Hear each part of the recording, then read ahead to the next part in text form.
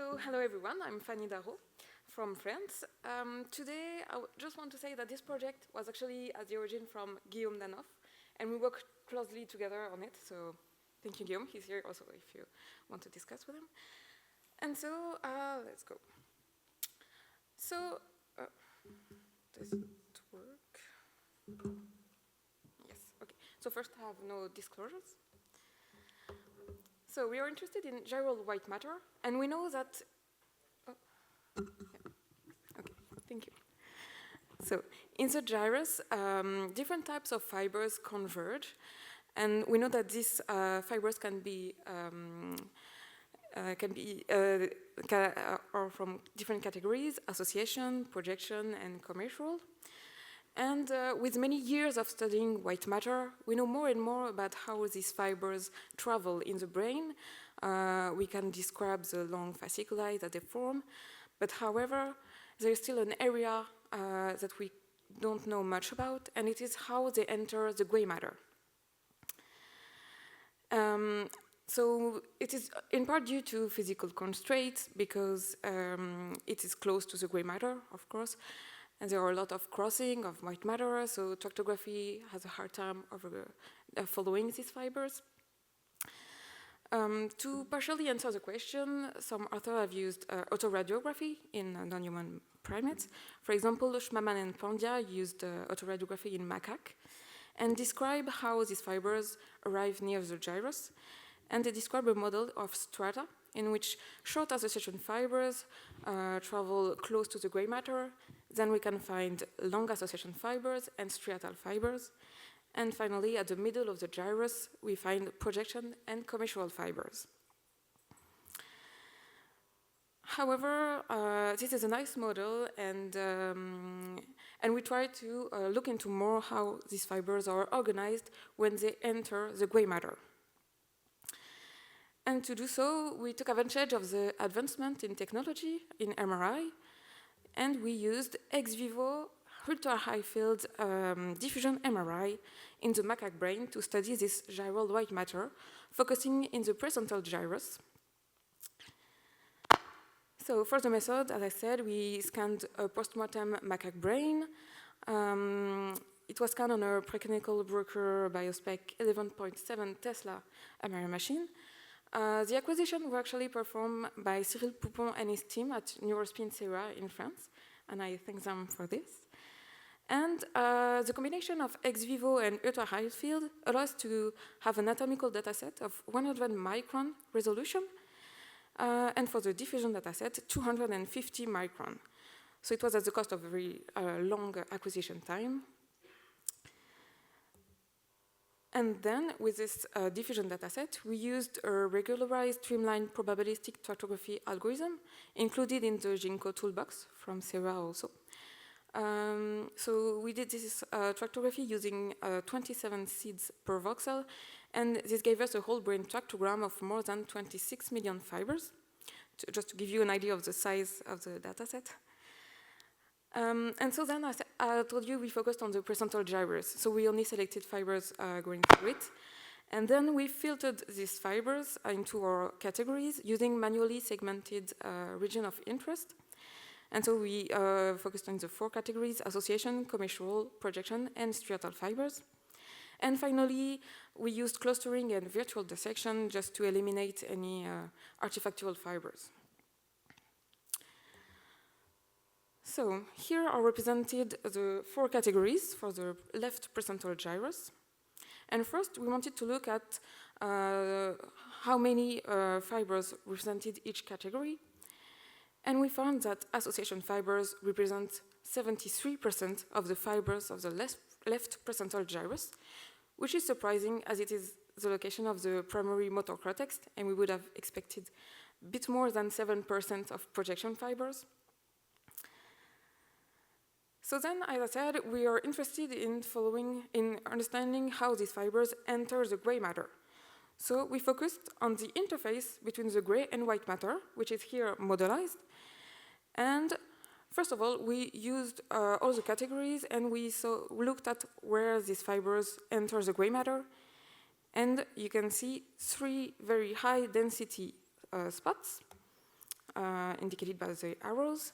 So blue is high density and red is low density here. So we have 2 spots in the dorsomedial region and 1 spot here more laterally. And these are for the whole fibers of the precentral gyrus. Then when we look at each category, we see that association fibers have very more diffuse points of entry into the gray matter, but mostly they enter it laterally, yes, here. Then the striatal fibers have a kind of similar pattern, but enter the gray matter more focally, dorsomedially, but also laterally as association fibers. For the projection fibers, the pattern is a little bit different, with much lower density of fibers here laterally and very high density of crossing here medially, dorsomedially. And finally, for the commissural fibers, they are mostly entering the gray matter dorsomedially. So we can see it's a sort of continuum in between these patterns from the association to the commissural. So just for a quick summary, we saw that we have a very high predominance of association fibers that enter the gray matter more ventral laterally and less dorsomedially, and we have this continuum of pattern until the commissural fibers which enter the gray matter more dorsomedially. So we can see the fiber density is very heterogeneous at this gray-white matter interface, and depending on the categories, they are differentially represented. So now, what about function? I don't know about you, but when I hear precentral gyrus, I think about motor cortex and Penfield's homunculus. However, we found much more association fibers and projection fibers.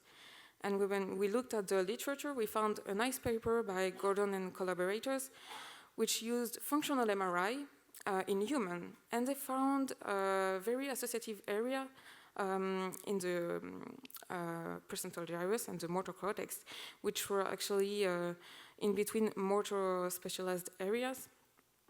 And so it's really nice to put in association with our results.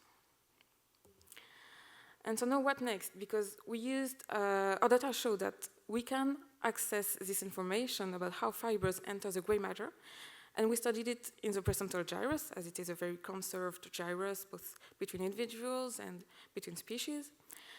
However, now to understand more about the relationship between structure and function, it would be so interesting to look at different gyri. We know that what matter converging into a gyrus reflects its specificity, its function. So how would we adapt the general pattern to other gyri?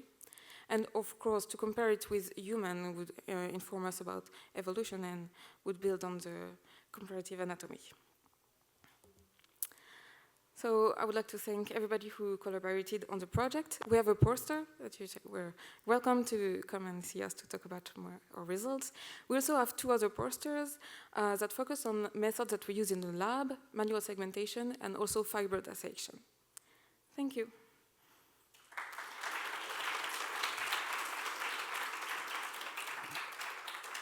Thank you very much. I kick us off again. Don't be shy, come up and ask your questions.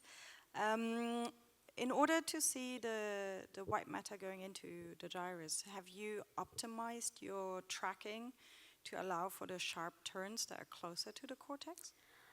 No, we didn't. It's actually a general algorithm. However, the resolution allows us to see to follow the fibers.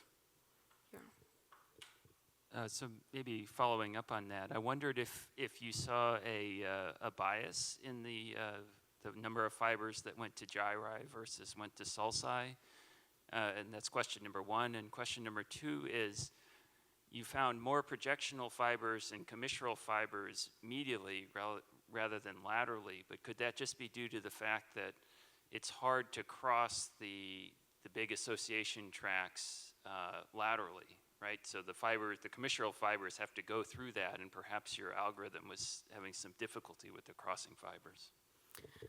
Of course. So yeah, these are the discussions that we thought about in the lab. So First of all, about the gyral bias, we see a lot of fibers going into the crest of the gyrus, yes, but some fibers also go more into the sulci a little bit, but way more in the gyrus. And also for, yes, so fibers are found more dorsomedially, so it could be why we found less fibers laterally. Yeah, so that's a possibility, but this is one limits of tractography, and we have to work with it. But yes, it's a possibility. Thank you. Well, when you mention maybe association probably say 73%, how actually do you calculate this number? Did you just count streamline, or maybe do you just making some counting voxel belong to the each pathway? How actually did you actually quantify this? Okay, so it was actually just a number of fibers. We didn't do any more quantification.